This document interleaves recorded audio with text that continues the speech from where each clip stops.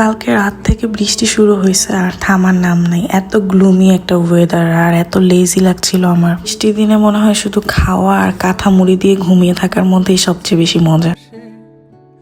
কেটেছিল নৌকার পালে চোখ রেখে। এখন বাজে হচ্ছে অলমোস্ট সকাল 10টা। তো আমরা এখন ব্রেকফাস্ট করে নিব। তো ব্রেকফাস্টে ইদানিং একদম হালকা পাতলার উপরে চালাই দিই, এই যে ব্রেড বাটার।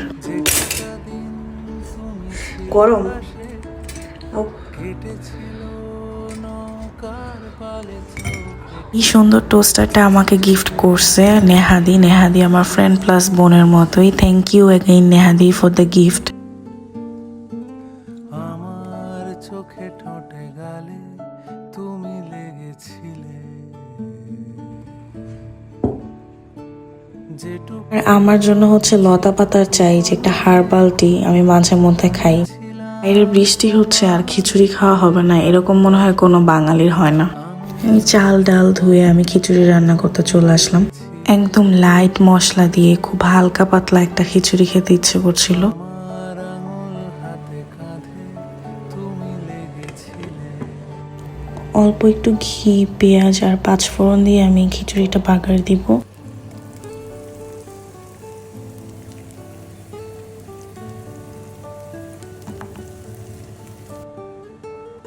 খিচুড়ি রান্না শেষ। আমি আমার নিজের জন্য একটু প্লেট সাজিয়ে নিচ্ছি। এখানে আমি খিচুড়ির সাথে সালাদ, ইদানিং আমার ক্যাপসিকাম খেতে খুব ভালো লাগে, তো আমি সালাদের সাথেও একটু ক্যাপসিকাম ইউজ করেছি। সাথে আছে মাটন, আলু দিয়ে একদম ঝোল ঝোল। স্রোতে বাড়ে মাঠের সালাদ, লেবু, মাংস সবকিছু নেওয়া ডান, বাট আরেকটা জিনিস মিসিং। সেটা কি বলেন তো দেখি? এই যে এটা হচ্ছে সেই জিনিস যেটা ছাড়া খিচুড়ি একদম জমে না। এমনি ভব। প্রাণের এই আচারটা কেউ খেয়েছেন কিনা জানাবেন, এটা এত মজা। স্থানীয় সংবাদে তাই কেউই শিরোনামে নেই। যেভাবে নিঃশব্দে যারা আমার পেজটা এখনো ফলো দেননি তারা কাইন্ডলি আমার পেজটা ফলো দিয়ে দিবেন। বাই। আরো দূরে চলে গেলে।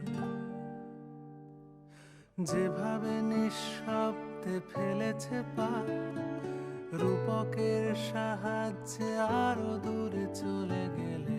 আমার অলস জোছনাতে তুমি লেগেছিলে।